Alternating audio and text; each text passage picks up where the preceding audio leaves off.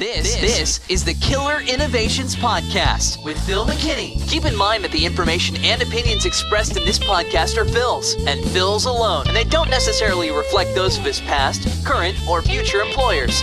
Now, here's Phil McKinney. It's my personal belief that we're at the edge of really what I would refer to as a perfect storm of innovation. There's a lot of the technology trends that are all emerging. So if you take in one example, Chrysler's law of disk storage, and you look at total amount of disks that are purchased today, not density of disks, but total disk capacity. So take a look at all the disk drives that are purchased, add them all up, and we're seeing a doubling effect somewhere in about the 22 months.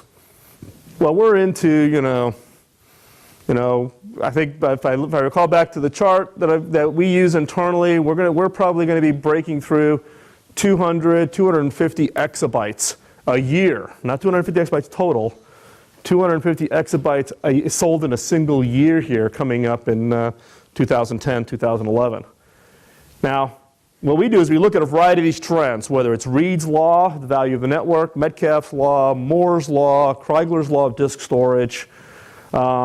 You look at all of those, and we kind of look at those convergences to see what's happening. We believe there is this perfect storm of a variety of these trends all converging over the next 10 to 15 years that are going to result in some fundamental shifts in what impact that's going to have on technology and the experiences that we're going to have. And on with that basis, then what we have developed really is this timeline to take a look at what's going to happen when, not so much from a technology perspective. What I'm going to focus on is sharing with you what I believe are the experiences that we're going to have just in our day-to-day lives, and specifically around collaboration. So, first up is what we refer to as an always connected. This is an area, I spent 20 years of my career in the telecom industry, specifically in wireless and mobility. And in fact, when I first came to HP, my job was originally as the CTO for the Communications and Media and Entertainment Group, and then 3 years ago moved over to the PCs. So my passion and focus is around networking, network connectivity, and how do you create this always connected. Well, what we're focusing on and what we're seeing in the marketplace is this ability now with enough different network coverage technologies to really deliver this seamless experience, this ability to have what appears to be an always connected experience model with whatever device you have. Now, let's face it.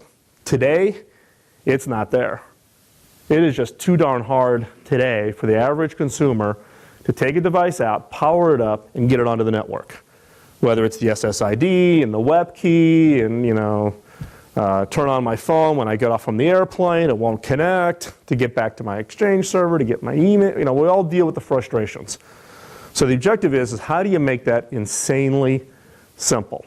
Not easier, not simpler, but how do you make it insanely simple? And that's really where, and we think there's enough R&D that's going on throughout the industry we're starting to see some early phases of that, but we think that by 2010 we're going to see really the first emergences of this always connected, kind of the seamless experience model where we just make the devices much, much smarter. Virtual collaboration. Part of the challenge today is the fact is that the world is flat. The smartest people are not always in the country or even in the same city that we live in.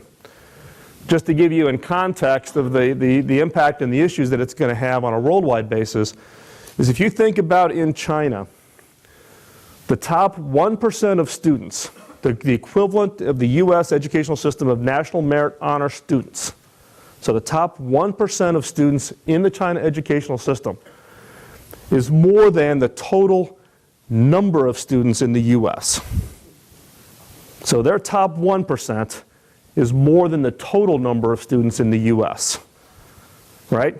So our ability to collaborate is going to be critical. And our ability to do this as a virtual collaboration, meaning not physically having to be there, but to really drive this ability to do these virtual collaborations. Now, part of the challenge for virtual collaboration is the ability to have immersive experiences, audio, video, the ability to truly collaborate.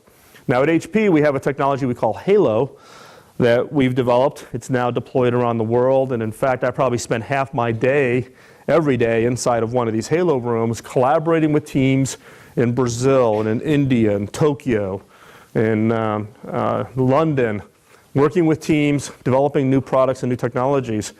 And that ability to do that and be able to have those kinds of collaboration meetings, both physically from the standpoint of time basis, but also in a virtual world, is becoming more and more as a critical asset that people have to be able to take advantage of.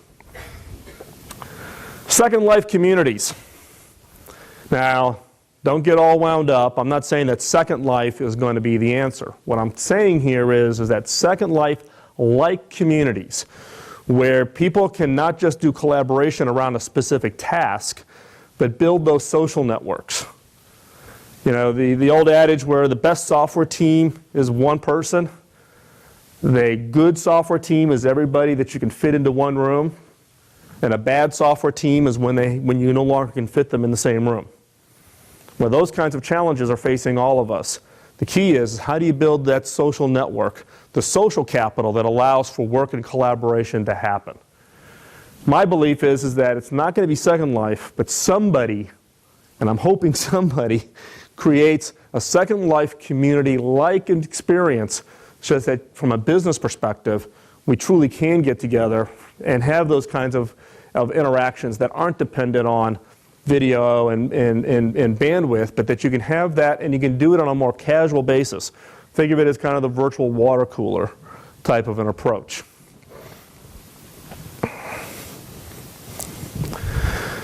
Mesh networking. Now, I've been around the telecom industry long enough to know that we've been predicting mesh networks for as long as I've been in this industry. And we continue to predict that it's going to come out. The one nice thing about these kinds of predictions, when I do these 20-year predictions, is the odds are 20 years from now, none of you are going to be in this room, and nobody's going to remember what I predicted. So this is always the nice part about my job, is that I can do these pontifications. But mesh networking is one of those examples where we, historically, if you look at technology predictions, we over-predict what's going to happen in 0 to 10 years. We under-predict what's going to happen in 10 to 20 years. It's just our nature. But in the case of mesh networking, we believe that there's enough topology technologies that are coming out to where we will truly be able to have a true mesh kind of an experience. Mesh networking is going to be critical to deliver broadband connectivity into certain parts of the world where it's just cost prohibitive to put it in today. If you look at what the cost of broadband access is in sub-Saharan Africa, down around South Africa through the cable lays, you're talking about in some countries where 1 month of broadband access is the equivalent of 6 months, 9 months, a year of income for the average resident in that country. Those kinds of technologies just become cost prohibitive from the standpoint of being able to provide that. Our belief is that mesh networking technologies will be the technologies that allow you to literally deploy devices where the devices not only participate in the network, but in effect support the network. And this is becoming more and more important as you think about expanding this always connected experience model. Pervasive network. The pervasive network is really this convergence of both the static, nomadic, and the mobile networks all coming together. The objective here is that when you think about always connected, you think about mesh networking, you think about all the network topologies, which we really achieve when we get to the pervasive network is the fact that you don't think about it. It's just always there. You don't have to think about, am I going to have coverage? Am I going to have dead zone? Am I going to have the ability to have connectivity? Now, that's a good thing. It's also a bad thing, right? There's no place to go hide to find that dead zone where you don't have coverage. Back in the late 80s, when I was active in building out some of the very early analog cellular networks here in the U.S., my wife actually would go and schedule vacation, but she would look specifically at this map that was on the wall in my office because it noted where all the coverage was. And she would specifically pick the coverage where there was no coverage. She would pick vacation locations that had no means of anybody ringing my cell phone. Well, in a pervasive network, there is no place to hide. Now that offers up all other kinds of challenges, But the benefit being is that we no longer have to think about the technology.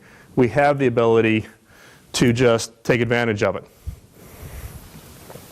Virtual communities gain legal status. Now, why is this important? I talked before about the importance of Second Life-like communities in virtual collaboration. Now, that doesn't cause a legal issue, for instance, inside of HP, because I can collaborate with an HP employee in Tokyo like I did this morning, or London. We can invent something together. It's owned by HP. When you get into these virtual communities and you have multiple people collaborating and you invent something together as part of this collaboration, who invented it? Where was it invented? What's the legal status?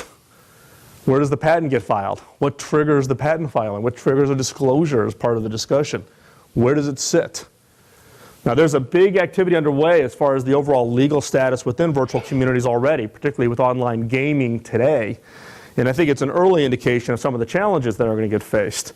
But the fact of the matter is when you get into these virtual collaborations, where does the legal status sit?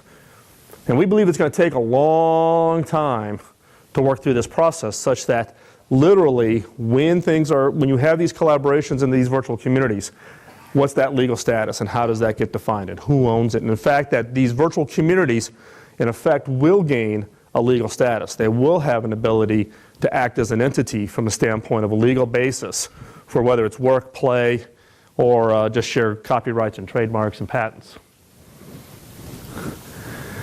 And then this is the device that I always dream about, cognitive devices. Now, what do I mean by cognitive? What I mean by cognitive devices is the fact that today, when we buy a device, you upgrade the software or you upgrade the operating system, what happens? We all have to retrain ourselves to figure out how the new software works, how the new operating system works. In the case of cognitive devices, the device has actually has learned over time how you operate, what is important, the kind of information you process on. When the upgrades happen, it applies that profile to the application and in effect adapts to you. So rather than you relearning the device is learning you. Now, in the case of cognitive devices, there's a lot of really great research going on in this space. Now, this is kind of a little bit of a dream for me that we would have it, kind of in that 2028, 2029 kind of time frame, 20 years from now. We think that there's going to be some early weak signals of this coming out over the next 3 to 5 years. We think it'll get better over the next 10 to 15 years, but it'll be closer to 20 years where we'll be able to have, because it requires a rethink of what's device, what's software, and what's personality. And how do you apply personality to those devices? The ultimate objective here with an always connected experience, with the mesh networking, collaboration, cognitive devices is how do we take the technology and push it to the background? Bring the benefit of that technology forward such that the user doesn't have to fight the technology to get the benefit. Let's face it, today, when we give a technology to a consumer in our industries, all of our industries, many times the consumer has to fight the technology to get the benefit. What we believe is this perfect storm is going to allow us to put more intelligence in the devices, more intelligence into the networks, more intelligence into the experiences such that we actually can move the technology to the background. It's not about the technology, it really is about this experience that we can deliver.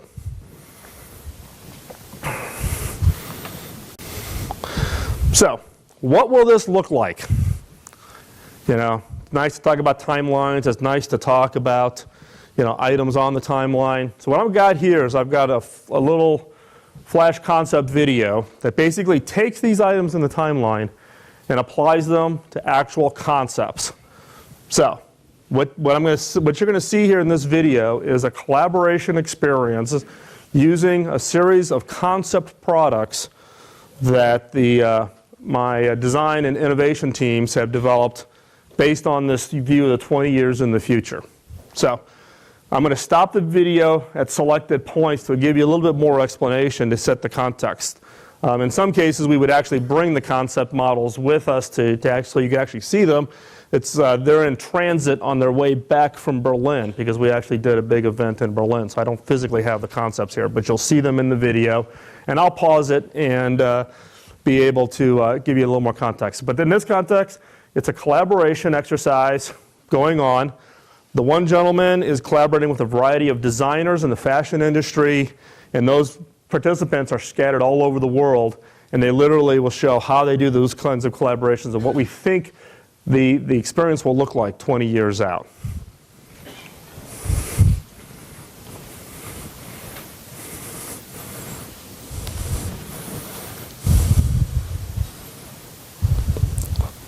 We're going out with Mom to the store now. Gotta go. I really miss you, Dad. Yeah, I know. I miss you too. I'll send you a picture real soon. There are these amazing clouds up here that look like every shape you can imagine. Bye, Sage.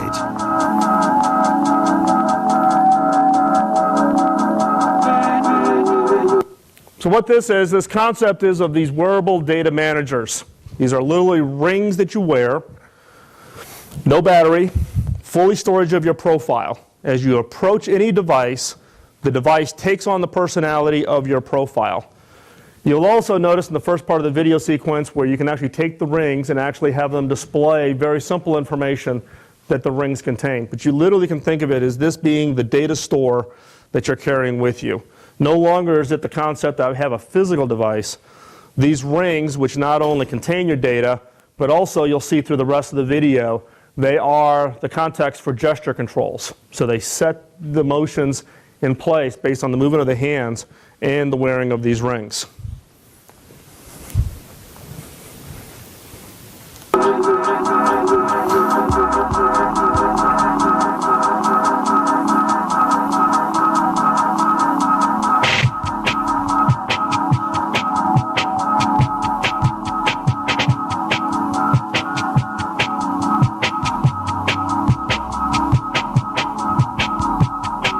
Hey, Phil, we're ready to kick off the design review. Are you about set?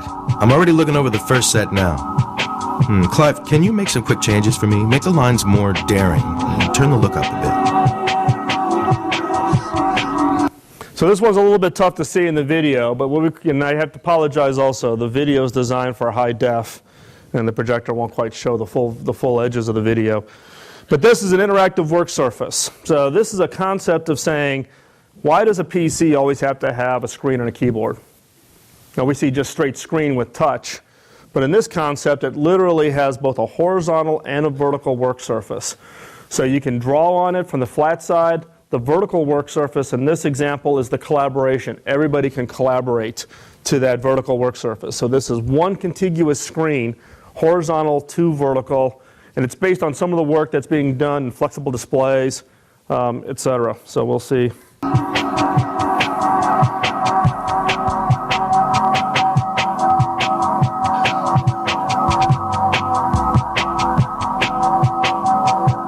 So, Annalisa, I'd like you to try this accessory on for fit. I think it could really work. We've got demand for a good solid product. Let's take a look. So this is a concept of what we call volume printing. This is part of the challenge of collaboration, is the collaboration around physical items. How do you collaborate? Now today we have technologies to do 3D printing. This is a different technology, different concept of what we call volume printing. It literally extracts the full 3D object out of the volume such that you literally have size, feel, texture to the overall item versus today's 3D printing technology, which typically is monotone color. It's a polymer print approach to lay down the layers, and it's never quite exact as far as the overall shape and feel. And this addresses one of the key challenges of collaboration, the fact that I can show you a picture of a 3D item on a video screen that you can see, but until you can touch it, until you can experience it, until you can try it on, you're never quite sure whether it's right until you can physically get a hold of it. And this is one of the key technologies that we think is going to be required to truly be able to have the full collaboration experience.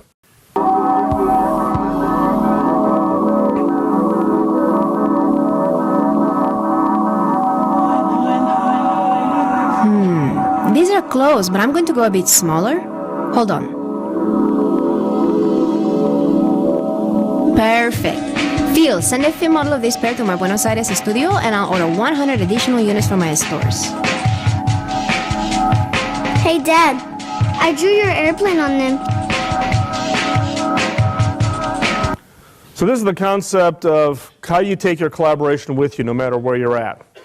You know, today, if you come to HP and we did a demonstration and showed you our Halo rooms, these are literally high-definition studios, for lack of a better description. So you have life-size collaboration with people no matter where they are in the world. Those rooms are really expensive. How do you take this collaboration wherever you go?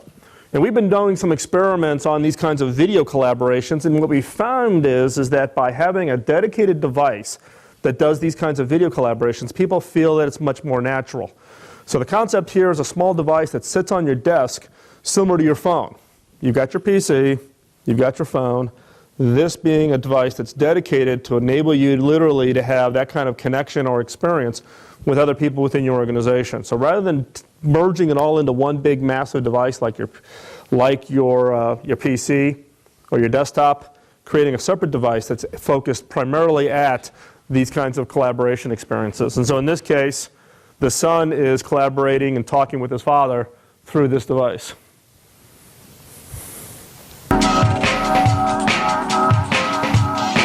See? Right over there. Do you want me to make you one? Of course. That's terrific, Sage. I love it. I'm gonna make it my background right now. But listen, I gotta go, okay? Sorry to rush. Bye-bye now. Bye, Dad. See you later. Thanks for your help, Phil. See you at the meeting later on tonight. That was a productive review. We'll make sure the design team is fully ready for the recap meeting. We've got a lot of work ahead of us. Great feedback, everyone.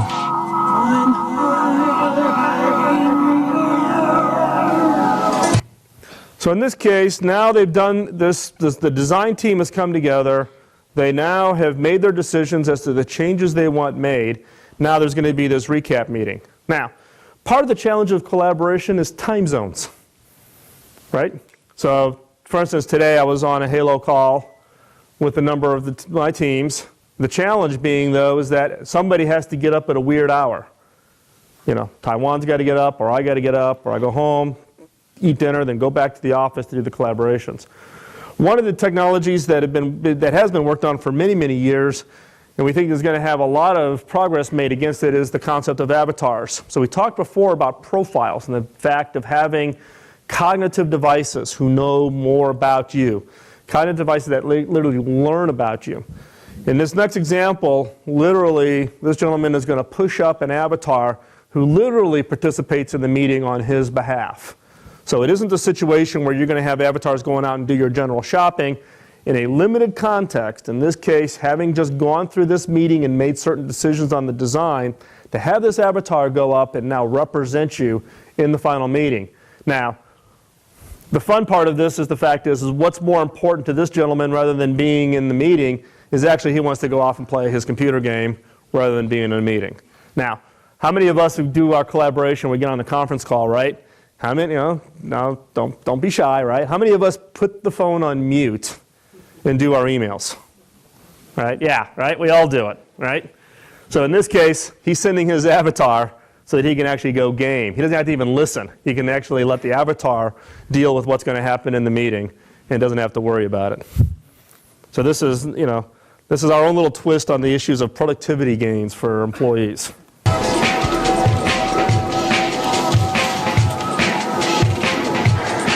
Hey Phil, how's it going? Good to see you. Welcome to the meeting.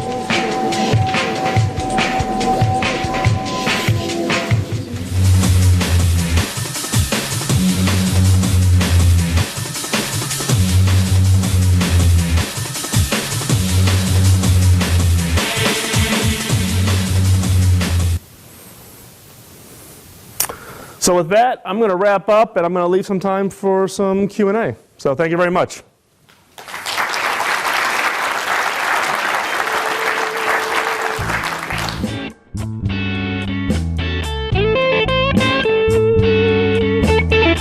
Thank you.